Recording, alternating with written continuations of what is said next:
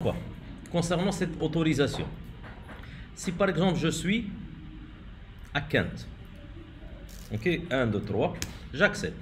Imaginons que cette personne, il était assis avec une autre personne. Il est un peu intelligent, il connaît comment ça marche les sites web ou les applications. Donc, par exemple, s'il veut, il l'a visualisé dans ton ordinateur qui est plus performant vis-à-vis les rôles. Donc, il a changé juste Customer's List, il a changé par Create Customer. Imaginez que tu n'as pas programmé la partie de sécurité. Est-ce qu'il a la possibilité d'y accéder? Oui. Il a accédé. Juste puisqu'il n'a pas le droit, c'est pour ça qu'il est le 403. Puisqu'on a établi ceci dans la partie rôle. Mais moi, pour moi, je veux lui afficher, par exemple, là, tu n'as pas le droit. Pour ce faire, je dois lui afficher une page dédiée à ça. Comment faire? Alors, nous allons ajouter dans le contrôleur. Je vais ajouter dans le contrôleur ceci. Ou là, si vous voulez, avant de faire quoi que ce soit, je vais ajouter une exception dans le security config. Là. J'ajouterai une exception. Handling, soit une variable. Donc là, je vais dire l'exception. Point. Access denied page. Il va me permettre d'afficher ici la page à sélectionner. Cette page-là, ça n'existe pas. Je vais la créer. Je vais la nommer Access denied. Ça veut dire que tu n'as pas le droit d'y accéder. Ça vous va?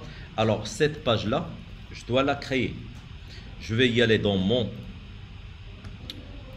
mes templates. Je vais créer un fichier .html. Bien sûr, la première lettre, elle est en majuscule. La voici. Access denied. Puis après, je vais y aller dans mon contrôleur. Je vais copier tout ça. Okay. Lorsque j'aurai ceci,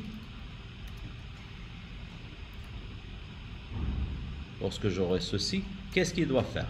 Il doit accéder à cette méthode. Cette méthode, elle en aura pour but de lancer la page suivante.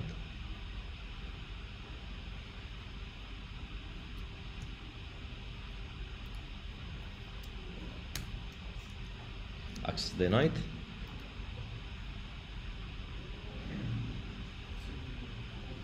Oui, c'est où?